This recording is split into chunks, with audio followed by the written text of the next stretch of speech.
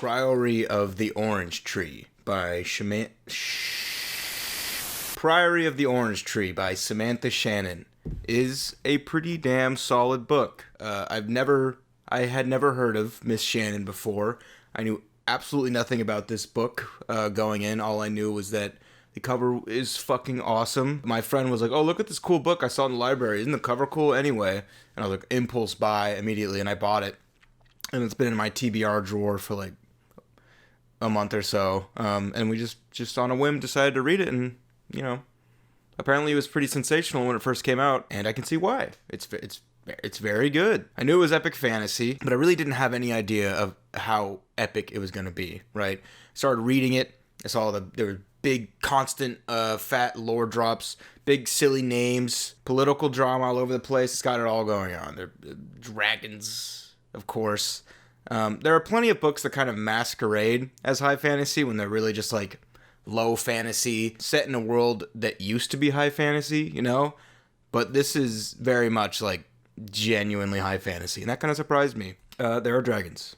There are a lot of fucking dragons. And there's also lots of really cool, like, fantasy locales. Orismo is like a big floating trade island that's like roped onto another island that exists as a foreign entity, and it's something that could never really exist in life. So that was immediately, and that's one of the first things you see, and it's like, oh, this is in no way could be the real world, right?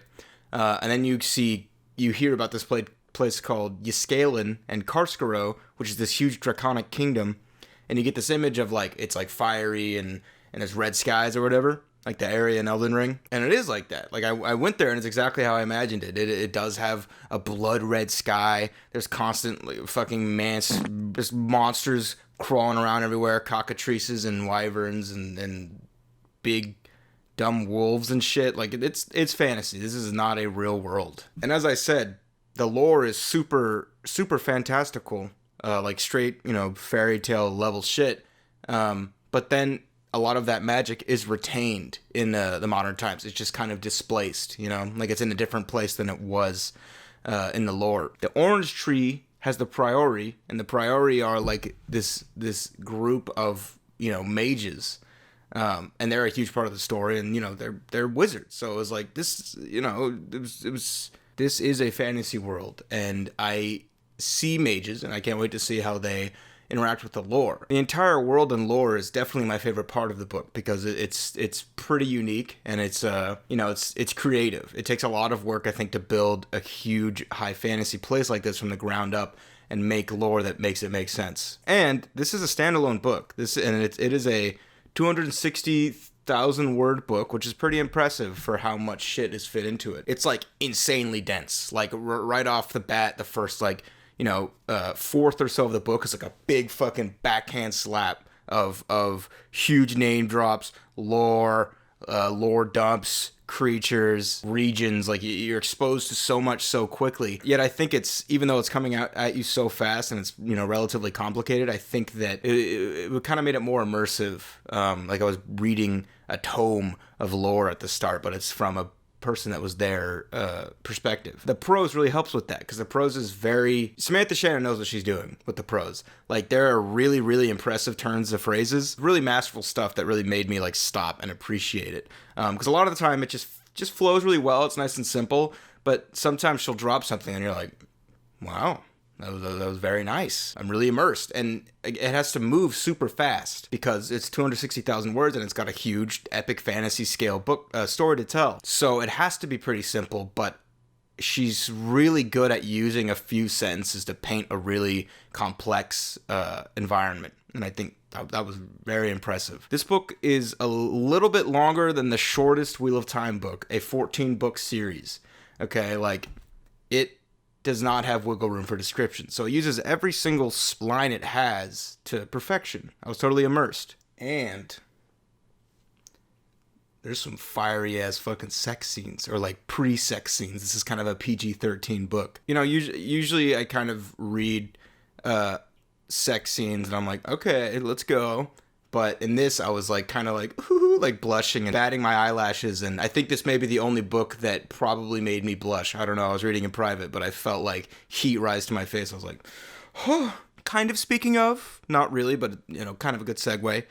This book has some great LGBTQ representation, which is not often seen, or it's at least not often done this well. I can't get into super specifics without getting too spoilery, but women are attracted to women, and women fuck women, and men are attracted to men and have romance with men, and they fuck each other too. Like, something I really appreciate about it is that the same-sex relationships are totally treated like they're, natural. They're a natural part of the world, and, as they are in our world, but they're not often treated that way. Like, in a lot of other fantasies, someone being gay can often be, like, an entire plot point, right? It's, like, such a unique part of them because no one else is gay or has come out that it's, like, becomes a part of their character. Or, someone comes out and everybody's like, whoa, like, what the fuck? Like, it's a huge revelation. And there's nothing inherently wrong with either of that. There's nothing wrong with, like, making silly jokes about it in good fun or whatever. It's just that it points it out as something that is abnormal. And that could be the case in the fantasy world, and that's also fine, but it was refreshing to read something where queerness just exists. It's just something that happens. It just is. Gay people exist, and that's just it. Now, as I said, this book is entirely a standalone, and I wouldn't really have it any other way, but it does bring some problems. There's 4 POV characters, and they don't really get all the time they could use to become fully fleshed out. Like Nicolas Ruse, this old kind of alchemist guy, his personality is a little bit all over the place. He has motivations that clash with other motivations, and that's part of his character, but then it kind of just results in him just resolving the conflict just by it happening. He just kind of wakes up and he's like, Loth is another guy who is kind of just nothing. He's a naive hero type. And even Tanae and Iad aren't super unique personality-wise. Like their stories, I like their stories a lot and their plot lines, especially Iad's, but they themselves are just kind of pushed through it, and there's beats of character development that are well done, but there's just not much of them. They're outlets for us to experience this story that has to happen on a grand scale really fast. So they don't get that much time to be personable. It's just kind of them telling us what's happening some of the time. And I do like that the prose moves quickly, like it has to, but sometimes it makes it very dry and humorless. It's just, there's very few jokes in this book, and that's fine, but like as a result, a lot of people don't have much personality, as I said. It's just dry, and that's fine. But not necessarily my preference, and it kind of makes some stuff forgettable because there's such little emotion really inserted into the scene. And by the end, there's so many arcs kind of coming together at once, and I think that Samantha Shannon did a really good job of making that happen, because again, this is a standalone book. It's 260,000 words, and it's telling like a trilogy's worth of stories. So seeing it all come together at the end is definitely satisfying,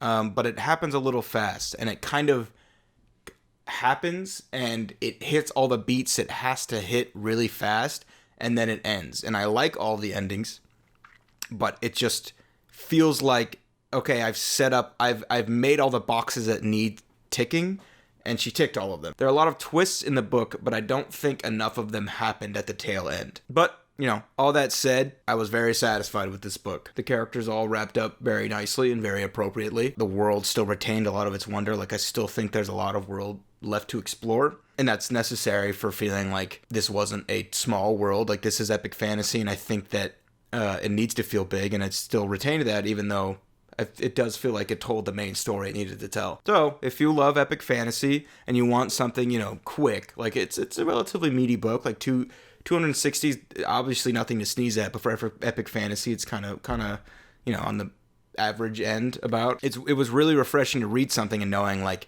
I'm going to know how this story ends by the time it ends. It's not like, okay, here's 1 of 10, And if you're hoping to get into fantasy, this could be a good place to start because of that. It can be overwhelmingly dense, so if you're not ready for that, to give it a shot, and if you're like, okay, holy shit, this is too much, too many accents in the names, too many weird weird middle names and shit, like, I get that, and that can be the biggest hurdle for fantasy. But if length is the hardest hurdle for fantasy for you, this is a good thing to pick up. Really good book, and it had a lot to offer in just one box. This is like one tome, right, that has a whole story in it and a whole world, so it's really nice to just pick up and read. And I think it's worth a reread. So 8.5.